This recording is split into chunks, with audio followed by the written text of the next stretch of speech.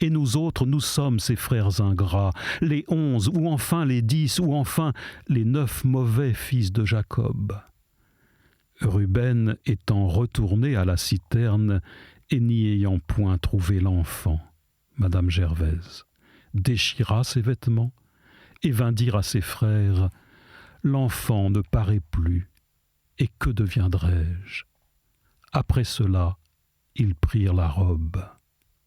Jeannette. Une autre robe fut ravie. Après cela, ils prirent la robe de Joseph, et l'ayant trempée dans le sang d'un chevreau qu'ils avaient tué, Madame Gervaise, ils l'envoyèrent au père, lui faisant dire par ceux qui la lui portaient : « Voici une robe que nous avons trouvée, voyez si c'est celle de votre fils ou non. » Jeannette. Le père l'ayant reconnue, dit : « C'est la robe de mon fils, une bête cruelle l'a dévorée, une bête a dévoré Joseph. » Madame Gervaise.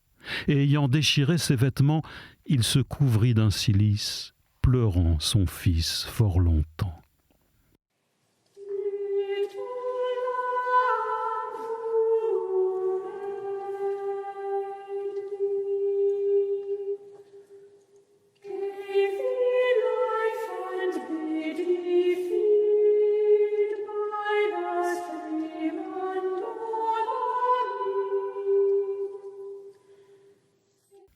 Jeannette.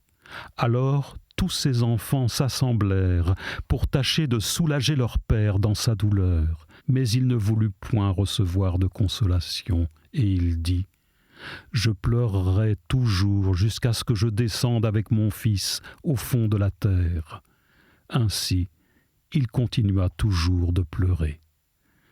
Madame Gervaise. Cependant, les Madianites vendirent Joseph en Égypte. Un homme avait 12 fils. Or celui qu'il aimait plus que tous les autres, Ismaël aimait Joseph plus que tous ses autres enfants, parce qu'il l'avait eu étant déjà vieux, et il lui avait fait faire une robe de plusieurs couleurs. Celui-là même était esclave en Égypte, et il croyait qu'il était mort. Or c'est pour cela même qu'il en eut plus tard cette grande joie, qu'il ne pouvait pas en avoir autrement. Jeannette. Et je n'aurai au-dessus de vous que le trône et la qualité de roi. Madame Gervaise. Pharaon dit encore à Joseph : « Je vous établis aujourd'hui pour commander à toute l'Égypte. » Jeannette. Ensemble, il ôta son anneau de sa main et le mit en celle de Joseph. Il le fit revêtir d'une robe de fin lin et lui mit au cou un collier d'or. Madame Gervaise. Il le fit monter sur l'un de ses chars, qui était le second après le sien, et fit crier par un héraut que tout le monde fléchit le genou devant lui, et que tous reconnussent qu'il avait été établi pour commander à toute l'Égypte. Jeannette. Le roi dit encore à Joseph : « Je suis Pharaon, nul ne remuera ni le pied ni la main dans toute l'Égypte que par votre commandement. » Madame Gervaise. Il changea aussi son nom, et il l'appela en langue égyptienne Jeannette, le sauveur du monde. Madame Gervaise. Les 7 années de fertilité vinrent donc, et le blé, ayant été mis en gerbe, fut serré ensuite dans les greniers de l'Égypte. Jeannette.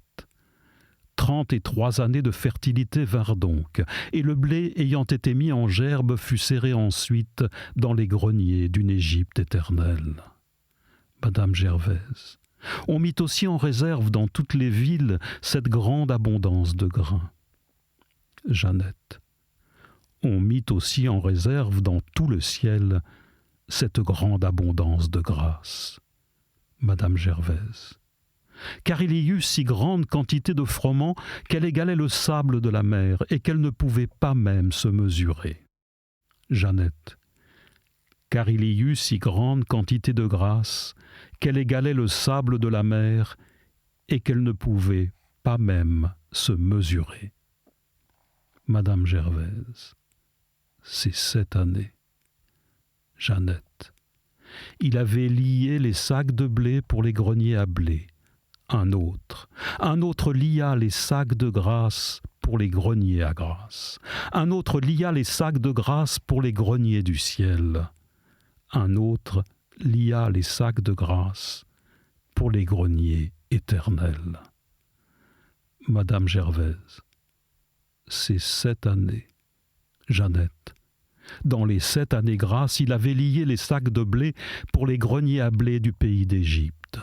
Un autre, dans les 33 années grâce, un autre lia les sacs de vertu, les sacs de mérite, les sacs de grâce pour les greniers à blé du pays éternel. Madame Gervaise, ces 7 années de fertilité d'Égypte étant donc passées, Jeannette, ces 33 années de fertilité du cœur étant donc passées, Madame Gervaise, les 7 années de stérilité vinrent ensuite selon la prédiction de Joseph. Jeannette, les innombrables années de la stérilité du cœur vinrent ensuite selon la prédiction de Jésus. Madame Gervaise, une grande famine survint dans tout le monde. Jeannette, une grande famine survint dans tout le monde. Madame Gervaise, mais il y avait du blé dans toute Égypte. Jeannette, mais il y a du blé dans toute cette Égypte éternelle. Madame Gervaise, le peuple étant pressé de la famine, cria à Pharaon et lui demanda de quoi vivre. Jeannette, et aujourd'hui et à présent, c'est nous, ce peuple, qui est pressé de la famine, et nous crions vers Dieu, lui demandant de quoi vivre. Madame Gervaise, mais il leur dit, « Allez trouver Joseph et faites tout ce qu'il vous dira. » Jeannette, mais il nous dit, « Allez trouver Jésus et faites tout ce qu'il vous dira. » Madame Gervaise, cependant la famine croissait tous les jours dans toute la terre. Jeannette, et Jésus, Madame Gervaise, et Joseph ouvrant tous les greniers. Jeannette vendait du blé aux Égyptiens. Madame Gervaise, parce qu'ils étaient tourmentés eux-mêmes de la famine. Et on venait de toutes les provinces en Égypte pour acheter de quoi vivre et pour trouver quelque soulagement. Jeannette, dans la rigueur de cette famine.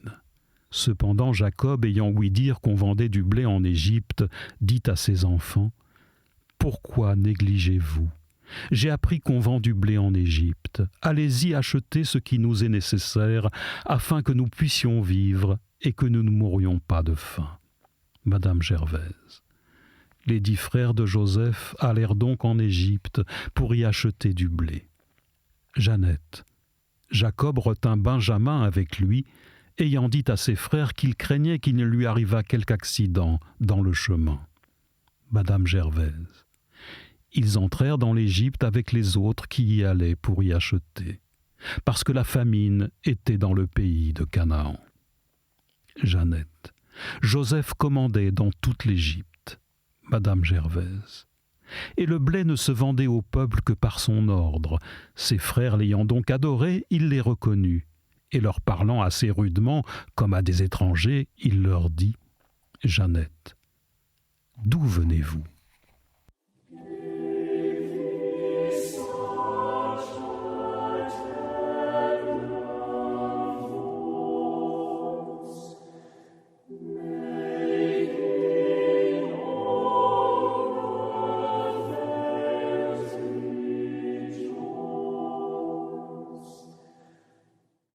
Madame Gervaise. Ils lui répondirent, « Du pays de Canaan pour acheter ici de quoi vivre. » Et quoiqu'il connût bien ses frères, il ne fut point néanmoins connu d'eux. Alors, se souvenant des songes qu'il avait eus autrefois, Madame Gervaise, il leur dit, « Vous êtes des espions, et vous êtes venus ici pour considérer les endroits les plus faibles de l'Égypte. » Jeannette. Ils répondirent, « Seigneur, cela n'est pas ainsi, mais vos serviteurs sont venus ici pour acheter du blé. » Madame Gervaise. Nous sommes tous enfants d'un seul homme. Jeannette. nous sommes tous enfants d'un seul Dieu. Madame Gervaise, nous sommes tous enfants d'un seul homme, nous venons avec des pensées de paix. Jeannette, et paix sur la terre aux hommes de bonne volonté. Madame Gervaise, et vos serviteurs n'ont aucun mauvais dessein. Leur répondit: non, cela n'est pas, mais vous êtes venus pour remarquer ce qu'il y a de moins fortifié dans l'Égypte. Ils lui dirent: nous sommes 12 frères, enfants d'un même homme dans le pays de Canaan, et vos serviteurs. Le dernier est avec notre père, et l'autre n'est plus. Jeannette, comme était Benjamin dans la maison de Jacob, le dernier est avec notre père, ainsi est l'espérance dans la maison des vertus. Madame Gervaise, voilà, dit Joseph, ce que je disais, vous êtes des espions. Jeannette, je m'en vais éprouver si vous dites la vérité. Vive Pharaon! Lorsqu'ils furent arrivés chez Jacob, leur père, au pays de Canaan, ils lui racontèrent tout ce qui leur était arrivé en disant: le Seigneur de ce pays-là nous a parlé durement, et il nous a pris pour des espions qui venaient observer le royaume. Nous lui avons répondu: nous sommes gens paisibles et très éloignés d'avoir aucun mauvais dessein. Nous étions 12 frères, enfants d'un même père. Jeannette, nous étions 12 frères, enfants d'un même père. L'un n'est plus, le plus jeune est avec notre père au pays de Canaan. Madame Gervaise, il nous a répondu: je veux éprouver s'il est vrai que vous n'avez que des pensées de paix. Laissez-moi donc ici l'un de vos frères, prenez le blé qui vous est nécessaire pour vos maisons, et vous en allez. Et amenez-moi le plus jeune de vos frères, afin que je sache que vous n'êtes point des espions, que vous puissiez ensuite ramener avec vous celui que je retiens prisonnier, et qu'il vous soit permis à l'avenir d'acheter ici ce que vous voudrez. Après avoir ainsi parlé, comme ils jetaient leur blé hors de leur sac, ils trouvèrent chacun leur argent lié à l'entrée du sac, et ils en furent épouvantés. Jeannette. Alors Jacob, leur père, leur dit: vous m'avez réduit à être sans enfant. Joseph n'est plus au monde, Siméon est en prison, et vous voulez m'enlever Benjamin. Tous ces mots sont retombés sur moi. Madame Gervaise. Ruben lui répondit: faites mourir mes 2 enfants si je ne vous le ramène. Confiez-le-moi et je vous le rendrai. Jeannette. Non, dit Jacob, mon fils n'ira point avec vous. Son frère est mort et il est demeuré seul. S'il lui arrive quelque malheur au pays où vous allez, vous accablerez ma vieillesse d'une douleur qui m'emportera dans le tombeau. Madame Gervaise. Cependant, la famine désolait extraordinairement tout le pays, et le blé que les enfants de Jacob avaient apporté d'Égypte étant consumé, Jacob leur dit: retournez pour nous acheter un peu de blé. Judas lui répondit: celui qui commande en ce pays-là nous a déclaré sa volonté avec serment en disant: vous ne verrez point mon visage, à moins que vous m'ameniez avec vous le plus jeune de vos frères. Si vous voulez donc l'envoyer avec nous, nous irons ensemble et nous achèterons ce qui vous est nécessaire. Que si vous ne le voulez pas, nous n'irons point, car cet homme, comme nous l'avons dit plusieurs fois, nous a déclaré que nous ne verrions point son visage si nous n'avions pas avec nous notre jeune frère. Israël leur dit: c'est pour mon malheur que vous lui avez appris que vous aviez encore un autre frère. Mais ils lui répondirent: il nous demanda par ordre toute la suite de notre famille, si notre père vivait, si nous avions un frère, et nous lui répondîmes conformément à ce qu'il nous avait demandé. Pouvions-nous deviner qu'il nous dirait: amenez avec vous votre frère? Judas dit encore à son père: envoyez l'enfant avec moi, afin que nous puissions partir et avoir de quoi vivre, et que nous ne mourions pas, nous et nos petits-enfants. Je me charge de cet enfant. et c'est à moi à qui vous en demanderez compte. Si je ne le ramène, et si je ne vous le rends, je consens que vous ne me pardonniez jamais cette faute. » Si nous n'avions point tant différé, nous serions déjà revenus une seconde fois. Israël, leur père, leur dit donc, « Si c'est une nécessité, faites ce que vous voudrez. Prenez avec vous des plus excellents fruits de ce pays-ci pour en faire présent à celui qui commande. Un peu de résine, de miel, de storax, de myrrhe, de térébenthine et d'amandes. » Jeannette, de l'or, de l'encens, de la myrrhe. Madame Gervaise, portez aussi 2 fois autant d'argent qu'au premier voyage, et reportez celui que vous avez trouvé dans vos sacs, de peur que ce ne soit une méprise. Enfin, menez votre frère avec vous, et allez vers cet homme. Jeannette, je prie mon Dieu le Tout-Puissant de vous le rendre favorable, qu'il renvoie avec vous votre frère qu'il tient prisonnier, et Benjamin. Cependant, je demeurerai seul, comme si j'étais sans enfant. Madame Gervaise. Ils prirent donc avec eux les présents, et le double de l'argent, avec Benjamin. Et étant partis, ils arrivèrent en Égypte, où ils se présentèrent devant Joseph. Jeannette. Joseph, les ayant vus, et Benjamin avec eux, dit à son intendant, « Faites entrer ces personnes chez moi. Tuez des victimes et préparez un festin, parce qu'ils mangeront à midi avec moi. » Madame Gervaise. L'intendant exécuta ce qui lui avait été commandé, et il les fit entrer dans la maison. Alors, étant saisi de crainte, il s'entre-disait. « C'est à cause de cet argent que nous avons remporté dans nos sacs qu'il nous fait entrer ici, pour faire retomber sur nous ce reproche et nous opprimer en nous réduisant en servitude, nous et nos ânes. » C'est pourquoi, étant encore à la porte, ils s'approchèrent de l'intendant de Joseph et lui dirent « Seigneur, nous vous supplions de nous écouter. Nous sommes déjà venus une fois acheter du blé, et après l'avoir acheté, lorsque nous fûmes arrivés à l'hôtellerie, en ouvrant nos sacs, nous y trouvâmes notre argent, que nous vous rapportons maintenant au même poids. Et nous vous en rapportons encore d'autres pour acheter ce qui nous est nécessaire, mais nous ne savons en aucune sorte qui a pu remettre cet argent dans nos sacs. » Jeannette. L'intendant leur répondit « Ayez l'esprit en repos, ne craignez point. Votre Dieu et le Dieu de votre Père vous a donné des trésors dans vos sacs, car pour moi, j'ai reçu l'argent que vous m'avez donné, et j'en suis content. » Et il fit sortir aussi Siméon, et il le leur ramena. Madame Gervaise. Après les avoir fait entrer en la maison, il leur apporta de l'eau, ils se lavèrent les pieds, et il donna à manger à leurs ânes. Jeannette. Cependant, ils tinrent leurs présents tout prêts, attendant que Joseph entrât sur le midi, parce qu'on leur avait dit qu'ils devaient manger en ce lieu-là. Madame Gervaise. Joseph étant donc entré dans sa maison, ils lui offrirent leurs présents qu'ils tenaient en leurs mains, et ils l'adorèrent en se baissant jusqu'à terre. Jeannette.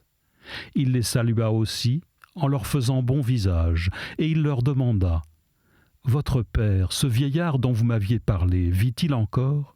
Se porte-t-il bien ?»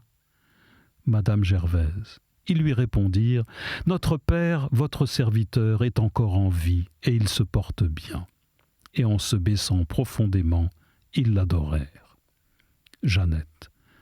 Joseph, levant les yeux, vit Benjamin son frère, fils de Rachel sa mère, et leur dit « Est-ce là le plus jeune de vos frères dont vous m'aviez parlé ? Mon fils, ajouta-t-il, je prie Dieu qu'il vous soit toujours favorable. »